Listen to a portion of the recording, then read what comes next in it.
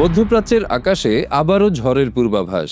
2 সপ্তাহের নাজুক যুদ্ধবিরতি শেষ হতে না হতেই বাতাসে নতুন করে যুদ্ধের গন্ধ। লেবানন ইস্যুতে অনড় অবস্থানে ইরান, আর সেই অচলাবস্থায় বড় সংঘাতের আশঙ্কাকেই আরও জোরালো করে তুলছে। যুক্তরাষ্ট্র ও ইরানের মধ্যে সাময়িক যুদ্ধবিরতি এখন নাজুক পর্যায়ে আছে, তবে বাস্তব পরিস্থিতি বলছে উত্তেজনা একটুও কমেনি। বরং লেবানন ইস্যুকে ঘিরে তেহরান তার অবস্থান আরও কঠোর করেছে, যা পুরো পরিস্থিতিকে দ্রুত বিপজ্জনক দিকে ঠেলে দিচ্ছে। ইরান স্পষ্ট করে জানিয়েছে হিজবুল্লাহকে তারা কৌশলগত সম্পদ হিসেবেই দেখছে। এই গোষ্ঠীর বিরুদ্ধে কোনো চাপ বা সামরিক অভিযান মেনে নেবে না তেহরান। ফলে লেবানন প্রশ্নে কোনো ধরনের সমঝোতার সম্ভাবনা ক্রমেই ক্ষীণ হয়ে আসছে। অন্যদিকে ইসরায়েলও নিজেদের অবস্থানে অনড়।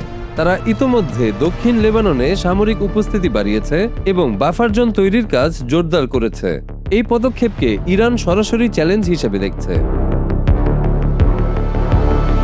বিশ্লেষকরা বলছেন এই অচলাবস্থাই সবচেয়ে বড় ঝুঁকি, কারণ কেউই এখন পিছু হটার অবস্থায় নেই।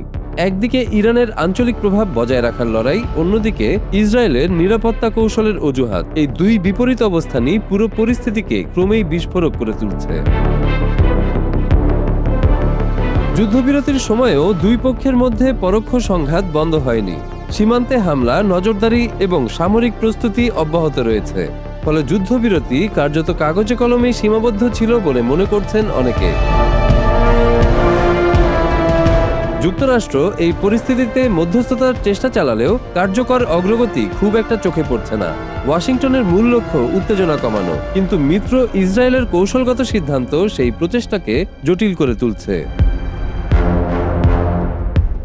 লেবাননে হিজবুল্লাহর উপস্থিতি ইসরায়েলের জন্য বড় নিরাপত্তা হুমকি হিসেবে দেখা হচ্ছে, আর ইরান এটিকে তাদের প্রতিরক্ষা বলয়ের অংশ মনে করে। এই দুই বিপরীত অবস্থানই সংঘাতের মূল কেন্দ্রবিন্দু। যুদ্ধবিরতির সময় শেষ হলেই পরিস্থিতি আরও খারাপ হতে পারে বলে আশঙ্কা বাড়ছে, কারণ এখন পর্যন্ত কোনো স্থায়ী সমাধানের ইঙ্গিত পাওয়া যায়নি। বরং উভয় পক্ষই নিজেদের সামরিক প্রস্তুতি আরও জোরদার করছে।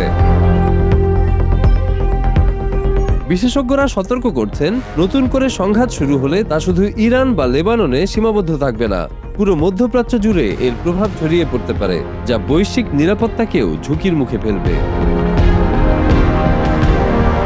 এই প্রেক্ষাপটে প্রশ্ন একটাই, যুদ্ধবিরতি শেষ হলেই কি আবারও ইরানে হামলা শুরু হবে, নাকি শেষ মুহূর্তে কূটনীতি পরিস্থিতি সামাল দিতে পারবে? আপাতত উত্তর নেই, আছে শুধু বাড়তে থাকা অনিশ্চয়তা আর যুদ্ধের ছায়া।